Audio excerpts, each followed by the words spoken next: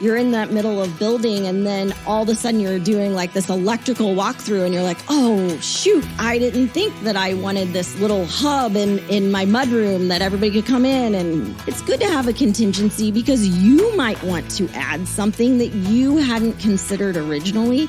So if you don't have a contingency, I don't have extra funds to advance for those unknowns. Welcome to the Art of Custom from Hibbs Homes. In this episode, Trisha McConkey with Associated Bank returns to the podcast for her fourth time. She is here to provide more tips and tricks for funding your dream home in this wild economy. Enjoy. Before Barbie can start building her dream house, or if you prefer, Ken's Mojo Dojo Casa House, they have to consider how they're going to fund their projects. Figuring out how you're going to fund that construction investment and securing the right lot to build on are the first steps in the process. But they also tend to be the most unclear, especially for those who have never built a home before. I'd like to flow right on into the conversation we're going to have about funding your dream house project, Melody, but I've got to give you some props on, again, the introduction that you wrote. Ken's Mojo Dojo Casa House. Let me guess, you just recently went and saw the new Barbie movie. Absolutely, and I'm planning to go back next weekend. And I have to say, you brought some great Kenergy to that opening. Oh, I get what you did there. That's awesome. But no, we're having some fun, but it's a serious subject because quite frankly, you can't design and then hope to build your dream house, even Barbie, unless you really understand the finances and the financial component behind it. Well, and you add the recent headlines with the Fed and interest rates and all those increasing. And, you might be thinking your dream home vision is more relegated to Barbie land than it is for the real world. So you really enjoyed the movie. I absolutely did. As I was a glam Barbie girl growing up. Through and through, huh? Oh, yeah. So I've got to admit, my daughter, 24, went and saw it, and she really liked it as well. Well, good. I'm glad. So anyway, getting back to the subject at hand, this is a very important subject because we do need to talk about the financial component of building. There's a lot of uncertainty with these interest rates. People shouldn't be putting their plans on hold. I talk to everybody who, comes through the door, basically, unless they come through a referral. And I hear a lot of people saying that, maybe we should put it on hold. And I expect probably not to have the phone ringing quite as much. But I think everybody should hear what Trisha McConkey from Associated Bank has to say about it before they make the decision to put things on hold.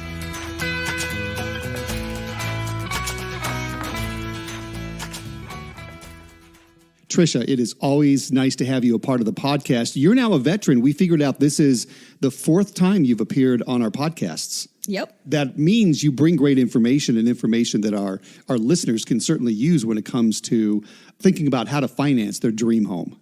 Yes, absolutely. We were just chatting that I still have clients that will contact me and say, hey, I listened to you on the podcast going all the way back to the first one. Tell us a little bit about yourself for those of you who may not be familiar with Trisha. We'd love to know a little bit about your background. Absolutely. I currently work for Associated Bank, and I am a loan officer with them, but I specialize in construction and renovation lending. I have been with them for 15 years and in the mortgage industry for 26. The timeliness of this conversation is there because on July 26th, the Fed, another rate increase. And of course, anytime there's a rate increase, people don't know what to expect. So talk a little bit about the psychology, especially related to the residential construction industry when it comes to these interest rates. And there was just another rate increase. So actually with this last rate increase and then, them indicating that potentially there could be one more still. This last one, we were anticipating, and when I say we, I'm talking most lenders in general. Right, in the financial markets and all. They were anticipating markets, right, we were anticipating that. So really, since I have not seen a change in rate. So it was kind of something that was really built in. We anticipated it to come. So, it's already in there. And when clients call, they are nervous. Okay, are we at 8 today? So, it's nice to just be able to say, well, we've anticipated it. It's something we've kind of already seen in the rate here recently. And, that they're really relatively the same as last week. And what's interesting is I found that whenever there's a rate increase, it seems like people do take a little bit of a pause. Maybe our phones don't ring quite as much, but it doesn't last very long. I think people understand that despite where mortgage rates are today, they're still historically much lower than some of the highs that we've seen if you go back into the 80s. And so I think people start putting that into perspective a little bit and understanding that it's really, in the scheme of things, not a bad time to think about building a new home, because I can always go back and refinance when the rates do back off and come down a little bit. Yes, that's absolutely correct. My conversation with clients are that the price to build, the price of materials, those are not going to come down. Those keep going up. So while the rate is higher, that yes, the market ebb and flows. It actually ebb and flows more than it used to, like back in the 80s. So, you can have that anticipation of refinancing in just a couple of years, lowering that payment then when the rates do come down. The other thing too, that honestly, I have just recently experienced in the last few months is that there were a lot of clients who had pressed the pause button during the pandemic. They couldn't find a builder that had time. They were, we're going to wait and have prices come down. Well, now they're calling and not only is the price higher, the rate's higher. So it's a little bit of a shock. And I actually had somebody say, man, I wish I would have listened to you a couple of years ago. And we still have people come to us today with the same attitude. Maybe I'll wait this out. You cannot wait this out. Construction prices, we've talked about it. It's kind of the inflation, if you will, around our industry, and it's not going to subside. Now, some economists, though, think that the inflation surrounding the residential industry is over, but I'm not sure I agree with that. What do you think? I don't necessarily agree, and I think there's a couple of different ways to look at that in terms of your existing inventory versus materials and supplies and the cost of goods. I think those are kind of a little bit different. They are related, but the market's still going strong. There are still certainly houses that you see selling above list.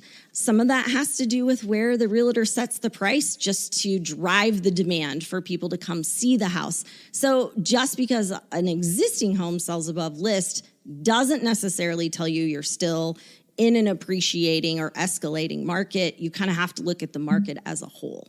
And I think if you look at the market as a whole, one thing that continues to drive the residential construction industry is the lack of housing inventory. Correct. And I'm not necessarily just talking about new construction. I'm talking about existing homes, or some people call them used homes. But if you think about it, across the country, there are not enough used homes on the market right now. That's one of the things fueling the construction industry. Absolutely. And another thing is the formation of households. There's more and more population growth, and people are reaching the age where they're thinking about buying a new home. Well, there's not enough inventory of existing homes, so they look for new homes. But, you can go back. You know this, Trisha. We've talked about it before. You can go back into the 2007, 8, 9 when we had the crash of the housing industry. Yes. And so many builders, so many of the trades got out of the industry. We've never recovered from that. So we as builders cannot build enough homes each year to satisfy this demand. So that's why if people think they can wait it out and wait for prices to come down, it's not going to happen because there's too much pent-up demand. Absolutely. There's just too many reasons, too many headwinds as far as the construction industry, and you're just not going to see prices come down. Right. No, I absolutely agree. And it is definitely a pent-up demand. And I think, the inventory that is coming to the market isn't necessarily always the inventory that people are looking for. So on top of it, the inventory short, but it's a lot of times of what a client is not looking for. So again, they end up in a position where they want to build. I've seen a very big increase in the combination of households in terms of generational living. Yes. And I know we've talked about it on a podcast before, but that it just keeps increasing. It keeps growing.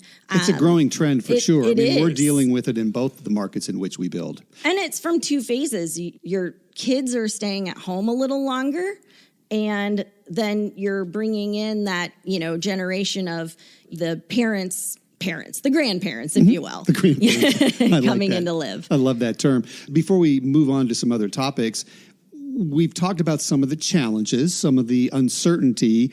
How do you talk to potential clients kind of about the interest rate and the market uncertainty to kind of calm them down and give them some confidence to invest in a new home? Even in reading articles that are out there that, number one, this is not 2007, 2008, and that just the price is not going to go down, and talking about what makes financial sense. And maybe you do have a little bit of compromise. Sometimes it's talking about maybe you don't get everything that you wanted in the home right away today, but again, it's still better to build that home and move forward, and maybe you make some minor adjustments later on. When interest rates go down, cash flow might be a little bit better. You get a big bonus, any of those things. Trisha, you bring up an interesting point because I'm still trying to counsel a lot of our clients on the fact that prices are going to continue to increase. You can't build a home that's maybe as big. You might have to make some decisions when it comes to the finish levels, but this is still a good time to build a home. And so I think that that's the one thing that we try to do with the podcast when we're meeting with clients, when people call in or write in and want information, is help them understand and help educate them about the lending component. Yeah, absolutely. And it changes affordability for sure. But I talk to clients a lot about not just today, but, what does tomorrow look like? What does 2 years from now look like? So that you can make sure that they are planning for that what they build encompasses that goal, but still making it affordable for where today's rates are at. And it's interesting because I know you've heard the term value engineering. It's the one that we are using today more than we've ever used it before. And value engineering basically is you have a set of plans, you design the house that you want, you price the house that you want. It's probably going to come back higher than you want. So that's when the value engineering comes into play. And I can't tell you, we've had several clients come to us in both markets saying, this is a house that we've designed, but the builder priced it out. It came back much higher than we wanted. So we've gotten very good about understanding the cost per square foot component based upon the complexity of design, based upon the finishes of a particular house. We've gotten really good. And what I would advise our listeners to do is, don't be disappointed if the price of that house comes back higher than you think initially. Make sure you work with your builder to value engineer, simplify the design, change your selections to fit within your budget. I'm sure you've seen it because you deal with us and our clients and you say, okay, are we ready to turn in the budget? And what do I tell you? No, we've got to value engineer it. Right. No, absolutely. And I advise clients the same because they're always concerned. They're concerned about where that price is going to come in at. What does that mean? Especially when they apply for a loan, they're always hesitant, feeling like, does this mean that I have to take this loan? Does this mean I have to do this? And a conversation I have every time is that, please know that this is a moving target. We're starting this with an idea. We're starting this with the jump off point of what your target budget, your target spend is, but we know we're going to have to adjust it throughout the process, even as it relates maybe even to an appraisal, right? And what people pick. And, that's another thing I tell clients, just like you said, it's a give and take. And, maybe you have to make some different selections, or maybe you were going to have built-ins in your living room and now you need to eliminate those. It's okay. Those are not value-changing items. So, value engineering. And you just have to, move on down the road and embrace what you have today. And then, like I said, maybe plan for some of those extras later on. I think people need to understand the role of a lender when it comes to new construction versus an existing home, because it's totally different. I really highly recommend that any of our listeners considering building, they really need to find a lender who specializes in new construction. So tell us why. Oh, absolutely. New construction is just very different. The types of loans that are offered are very different. This is the first time that you're really putting together the land and the home. And so having a lender that understands that process, and not just the process of the budget, but the process of the build and what needs to happen and what are the important parts of the build, making sure that your lender has a good disbursement process, because that makes sure that the build continues to go, that you don't have a stop in work because people haven't been paid. It's a lender understanding that a lot of times these clients have an existing home that they wish to stay in until construction is complete. So having a lender that has a little bit of flexibility in how that loan works and flows, so that you, the client, don't end up financing 3 or 4 times just to get where you want once the home is complete. And there are checks and balances in place, too, for lenders to give their clients and the builder's clients peace of mind during the process. For example, whether it's a dispersing agent, a title company, the lender themselves, they will actually go out and do an inspection of the construction to see what the progress is, to make sure that what the builder is asking to be paid for has been completed. I know that we in our St. Louis market deal with a title company, and the title company is actually the one, kind of the middleman, if you will, who will do all the dispersing for us. Correct. So we don't have to. It's a good checks and balance. In our Northern Utah office, most of the time, there's the checks and balances that the work has been done, but Hibbs is the one that's paying all the vendors and collecting lien waivers. So there's a couple of different ways to go about it, but the bottom line is lenders are checking builders, and builders have to be approved, and there's the inspection process. So there are checks and balances built in to make sure that it's a safe process for the client, correct? Exactly. And that's another reason why it's really important to find a lender who does specialize in construction, because as opposed to the existing home, you're done. When you sign the loan officer's done, you're done. Everything's complete. But with construction, when you close on the loan, everything is just getting started. There are months of interaction and intricacies that happen as you're, going through the process, and just making sure that you have a lender that's the partner that you can call when you have questions, and that you're not chasing this 1-800 number and you feel lost is extremely important. Let's talk a little bit about the role of contingencies in a loan, because we do a fixed price contract. So our clients know what the price of the build is going to be, but then they've got allowances for their finishes and for their selections. But I still recommend that a client have a contingency in the budget for things that might come up, some of the unknowns, whether it's rock when excavating or what we call in the Midwest plastic or clay soil. Both of those have to be mitigated in different ways. The perfect example was a couple of years ago when the lumber prices were just going up, skyrocketing unexpectedly. And so in our contract, we have a clause, which of course, this is the client's home, and they need to be responsible for things like that are happening unexpectedly. But, some clients just are hesitant to put that contingency in the contract or the budget, thinking, well, the builder's just going to go spend it. And that's not the case. Nope. I hear that almost every time. And that truly is not the case. Some lenders will require that a client have the contingency. Associated Bank does not. However, we highly encourage that with our clients. It is a part of my first conversation with them when we talk about budget. And it is because there are just unknowns that happen. Construction happens over a phase of time. So the economy might not even be the same as when you start, as when you finish. Again, it's just an unknown. You don't know what you don't know. That's what I tell people all the time. And the other thing is, too, you spend months planning this home. You have went through the plans. You have 100% put yourself into it. But you're in that middle of building and then all of a sudden you're doing like this electrical walkthrough and you're like, oh, shoot, like I didn't think that I wanted this little hub in my mudroom that everybody could come in and hit the iPad or whatever, you know? So I always tell clients, it's good to have a contingency because you might want to add something that you hadn't considered originally.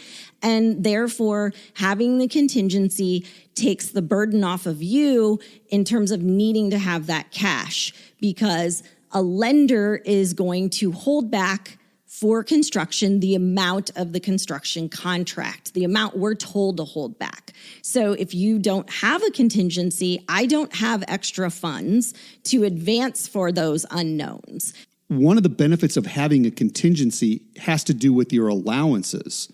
And your allowances are for all of your selections. Correct. And if you see this really killer countertop or these really cool light fixtures that you must have, and let's say you add $5,000 to your flooring allowance and $5,000 to your lighting allowance, if you don't have a contingency, you as a lender, correct me if I'm wrong, are going to require that the client bring that money to the title company or to the lender whenever that disbursement needs to be made. So they're going to have to come out of pocket if you don't have that contingency. That is correct. Okay. So once the lender, and again, they may handle it at different times. For us, once we know that price is increased, whether it's necessarily time to pay that particular overage or not, we require the client to bring those funds in. Part of the dispersing agreement that they sign at closing, they sign it, builder signs it, dispersing agent signs it, but it states that we require to have all funds needed to complete the home at all times. So another lender may require it when they're paying the invoice, but at either point, the client has to bring those extra funds in. So if you've put everything into your down payment and you don't have that cash, the lender also doesn't have a place to draw that from. So the takeaway is do not be afraid of a contingency. They are truly there for unknowns that come up. Absolutely. They are truly there for changes to your selection process.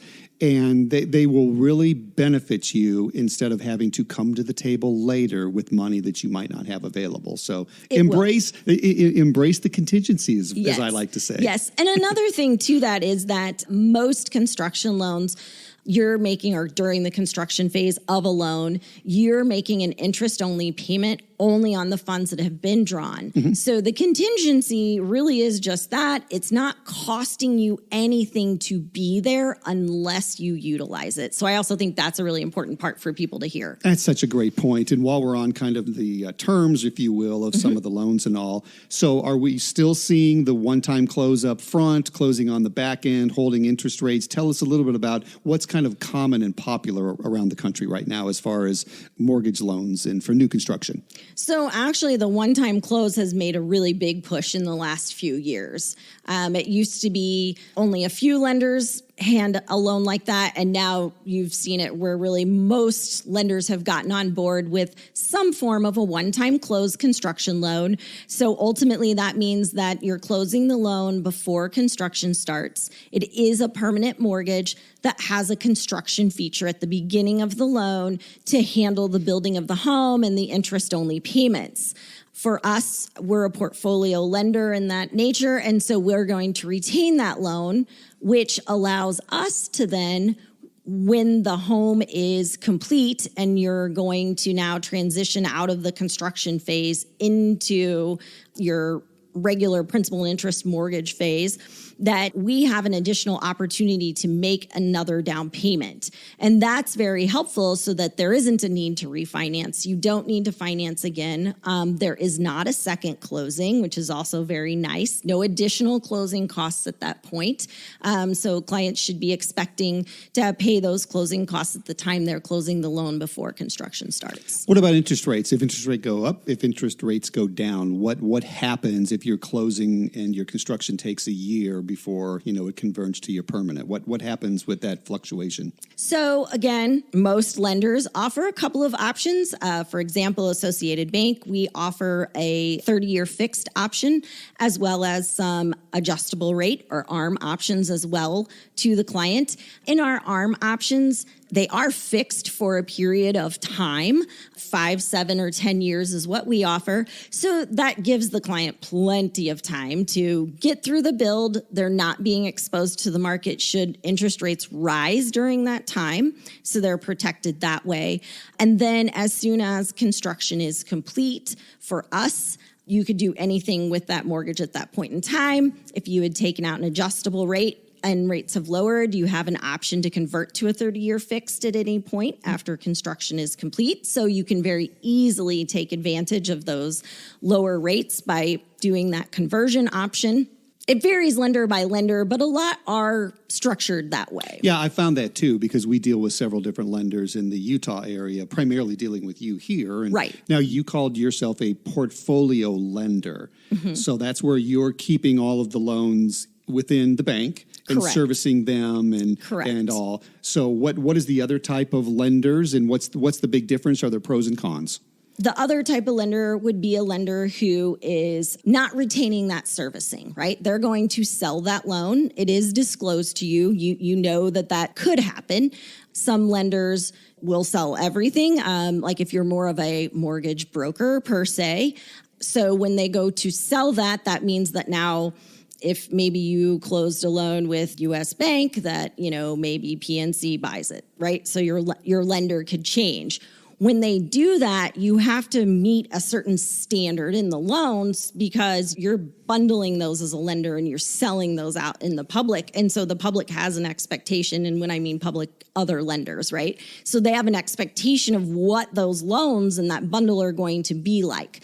So they don't have the flexibility that a portfolio lender has because we're going to hold that. We're going to keep that. So I don't have to worry about what the expectation is of the guy buying it. Mm-hmm. And so that allows for quite a bit more flexibility. It could be flexibility in the down payment requirement. It could be flexibility in, like I said, how we offer a conversion, right? So the conversion is basically the alternative to a refinance. You're not going through the full process of a refinance. You don't pay those costs. You're not providing all that documentation. And it's really just about having made your payment on time and lowering that payment. Whenever I talk to clients about it, especially in the market we're in right now, it is like music to their ears that it makes it so simple. The other thing that kind of varies from, I guess, project to project, part of the different parts of the country, lender to lender, whether it's a first home, whether it's a vacation home, down payment requirements can be 10%, they can be 20%. You might have where if you own the lot, that can be considered part of the equity into the project where maybe another lender looks at things a little bit differently. So we can't give a hard, fast rule as far as what down payments are. I can just say that based upon where we're building, based upon what we're seeing, it really is ranging anywhere from 10 to 20%. I'm assuming that's about what you would understand it would be too? Yes, that is correct. And that is really largely based on the client's credit score and the cost to build. Yeah, and a lot of it too has to do with, okay, is it your primary residence or is it secondary? So, that's true. So there's other things, and there's so many, different levels out there. I don't think we could hit them all if we talked about them. So I'm going to move on to another subject, which is the appraisals. And that's what you had mentioned a few minutes ago. But I think it's important to talk about it because the appraisal or the appraiser can make or break a construction project. I know a few years ago, we seemed to be having a lot of trouble because the appraisers couldn't factor in, or maybe they couldn't comprehend these massive price increases that builders were sustaining, and budgets then were a lot higher than a lot of the appraisers had seen. We ran into appraisal issues. I know Associated Bank was great with us, and they would sometimes issue a second appraisal just to see if we could bring that project in where it needed to be. Where are we right now with the appraisal industry? Do you think things have improved? I would say that also that is a very good question that the client should also ask their lender. Okay. How do they select their appraiser? Because in general, a lender cannot steer that appraisal, right? They could years ago, but not anymore. Right. That changed several years ago. Yeah. And so you have to go through what they call an AMC, and then it's just randomly assigned to an appraiser in your area. again, for existing inventory, that can work fine. New construction is so different that it's very important that your lender is working with appraisers who understand construction, understand the process, understand reading a bid and seeing a set of plans and knowing what that means so that they can properly appraise that future home that you're building based on what the current market is doing. And that's how associated is. So we have what we call a specialty panel of appraisers that we utilize specifically for our construction and renovation projects. Now, they're still assigned in a round robin style. I'm not directing it, but we've just narrowed it down to appraisers that have that expertise. But above and beyond that, the appraisal is really dictated by your current market. And that was what was really hard a few years ago because prices to build rose drastically. And while the pricing and the sale of existing homes were coming up, the materials to build new were going up so much faster. And so when an appraiser is looking for the comparables that they're going to put into their report, they're pulling the comparables of homes that have recently sold. So trying to find a new construction home that is recently sold is very valuable in a situation like that because that's, again, going to show you that the market is bearing that increased cost, that the house is selling for what it costs to build. But here's part of the dilemma when it comes to custom homes and the appraisers. If you're building a custom home, many times this information is not in the MLS system. So the appraisers don't know what the price is or what the finishes are for a new custom home that's been built because it's just never hits the MLS, and that's part of how they do their comparison. So that's why I think that this is a topic that our listeners, when they're talking to a lender, should really have with their lender is, tell me about how the appraisal process works. Do you have a pool? What is the qualification? And then I think a question you need to ask is, what happens if the appraisal comes back too low? Are you going to order a new one? Who's going to pay for it? Those, I think, are all very legit questions that need to be asked of a lender. Absolutely. I agree 1,000%. It's extremely important to find out what their process is. Associated Bank, we do that appraisal up front. Mm-hmm. We're doing it before the loan closes so that everybody involved knows, right? What is that return on investment? What does that look like? It sets the loan to value. So we know what the loan to value that the client is going to have, and the client knows. That's really important. For us, we only use that appraisal. Another good question would be to ask your lender, do you reappraise it at the end of the build? Because again, there's risk associated with that because for you, the client, if they're going to reevaluate it later on, your loan to value could change, which means your loan terms could change. It could change up or down, though. Yeah, it could change up or down. In fairness, it could go in either direction. Absolutely. Yeah. Now, in our situation, if a build is done and the market has continued to appreciate, then we do have a path at which the client can request a new appraisal and we can have an evaluation done then to relook at that loan to value compared to where we closed. The nice thing is that with our method, it can't negatively impact the client. There's not a one-size-fits-all for lenders across the country. Correct. And that's why I think it's important for those thinking about building is to interview several, find someone that you feel like you get along great with, that provides you the information that you think is what you're looking for. Just like you're interviewing builders, interview lenders as well and find that good fit. Trisha, exactly. I've thoroughly enjoyed this conversation because you always bring such great information. So final question I have is, where's the industry going? Any changes down the road that you can see, or is it kind of status quo for the next few years? Actually, I see that I think as a whole, we're going to see the appreciation or inflation slow. We're going to come a little flat, I think, but I don't think that's going to mean that it's going to necessarily slow. If anything, I feel like it's going to help things increase. I think we're going to see more traffic. I think you'll see more existing homes come on the market. And then as interest rates come down a little bit, again, that new construction component is just going to continue to grow. So I did lie. I have one other question I have to ask because we're a high-performance builder. What is going on in that industry? I know that there are appraisers who specialize in it. I know there are lenders who specialize in it. If you're building a high-performance home, I think you should find a lender and an appraiser who understand it. Talk about that part of the industry just a little bit. Sure, absolutely. So in that, there is an extra form that goes in the appraisal that speaks to the high performance of the home. And a lender might offer some different things. For example, we would allow you to go to a higher debt to income than what the typical threshold would be. So your debt to income is held at a certain percentage of your gross income. And that is because we know you have other expenses other than what is seen on a credit report. So that would allow that client to go higher in that debt to income, knowing that they aren't going to have those more expensive utility bills that a lot of clients will incur.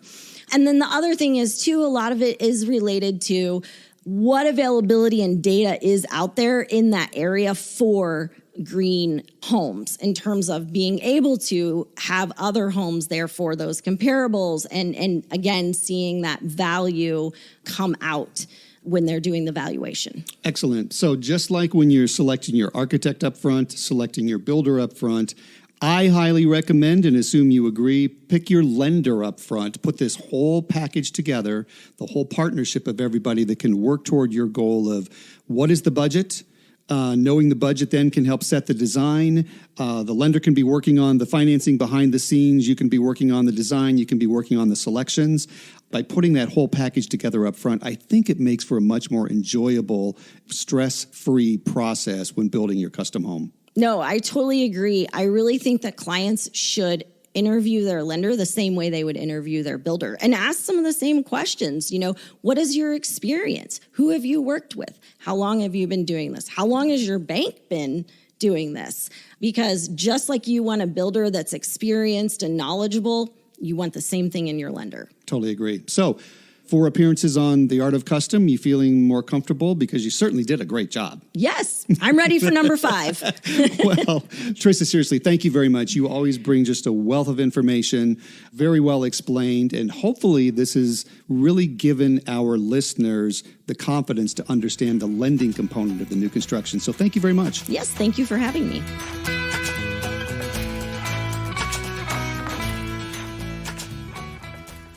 Melody, Trisha is always an excellent guest, has a lot of really good information that really our listeners from coast to coast can use. And it's just a very important topic. And I'm really glad that we broached it this season. She has some great information, too, that she's put together that we share with a lot of our clients, our potential clients. She has a roadmap to the whole process showing all of that. So I'm going to put that in our show notes as a resource as well, because it actually clarified things for me as quite a bit too. So I think, if there's a takeaway, it's that construction prices are not going to ease off. So if you're thinking about building, you can't wait them out.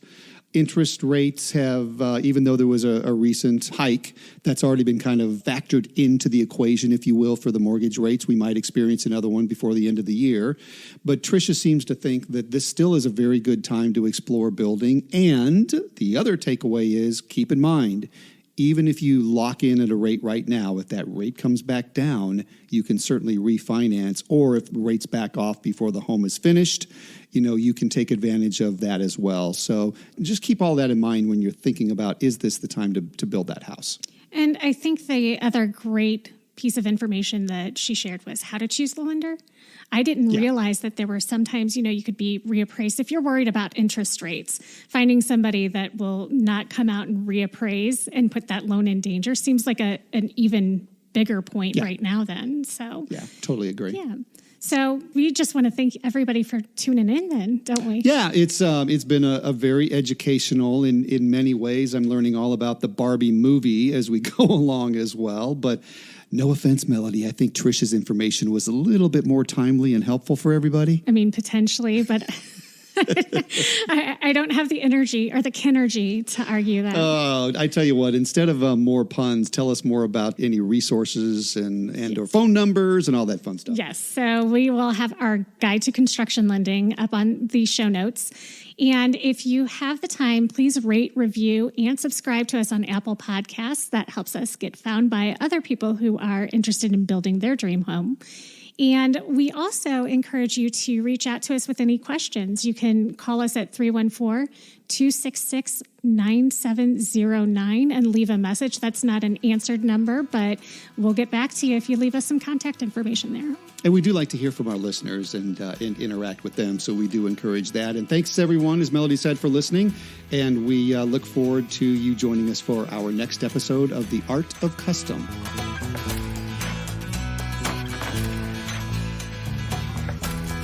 For more information, visit www.artofcustompodcast.com or find us on Facebook and LinkedIn as The Art of Custom. Be sure to subscribe to get the latest episodes, and please rate and review.